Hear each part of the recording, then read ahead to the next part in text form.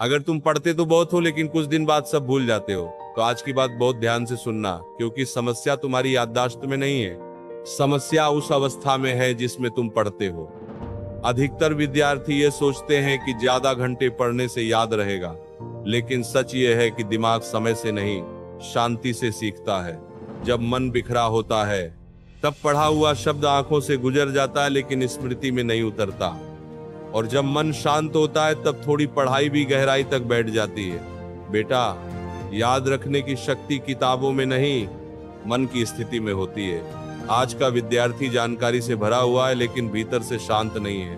पढ़ते समय मन तुलना में रहता है, डर में रहता है, परिणाम की चिंता में रहता है, और इसी कारण दिमाग सीखने की जगह सिर्फ दबाव महसूस करता है। दबाव में पढ़ी हुई चीज परीक्षा तक तो याद रहती है लेकिन जीवन भर नहीं रहती। इसीलिए सबसे पहले यह समझ लो कि स्मृति का संबंध सिर्फ दिमाग से नहीं, मन से है। जिस मन में शांति होती है उसी मन में ज्ञान टिकता है। अब एक गहरी बात समझो, जब तुम किसी बात को चिंता के साथ पढ़ते हो तो दिमाग उसे खतरे की तरह रिकॉर्ड करता है, और खतरे से जुड़ी जानकारी जल्दी भूल जाती है। लेकिन जब तुम समझने की भावना से पढ़ते हो, जिज्ञासा से पढ़ते हो, तब वही जानकारी अनुभव बन जाती है। यही कारण है कि बचपन की कुछ छोटी घटनाएं आज भी याद रहती हैं, क्योंकि उस समय मन शांत था और ध्यान पूरा था। इसलिए पढ़ाई से पहले मन को तैयार करना जरूरी है।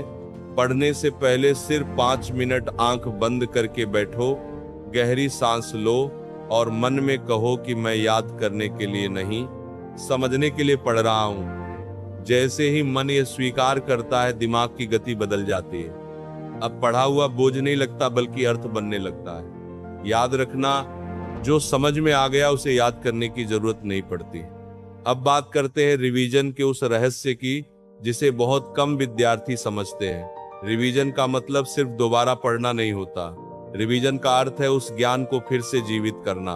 जब तुम पढ़ी हुई चीज को अपनी भाषा में सोचते हो, किसी को समझाने की कोशिश करते हो या मन ही मन दोहराते हो, तब दिमाग नए संबंध बनाता है और स्मृति मजबूत हो जाती है।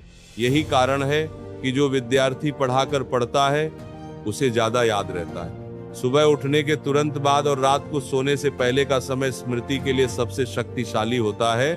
सुबह मन खाली होता है, इसलिए नई जानकारी गहराई तक जाती है, और रात को सोने से पहले जो दोहराया जाता है वह अवचेतन मन में उतर जाता है। इसीलिए सोने से पहले मोबाइल देखने की जगह 5 मिनट सिर्फ यह सोचो कि आज मैंने क्या सीखा। यही छोटा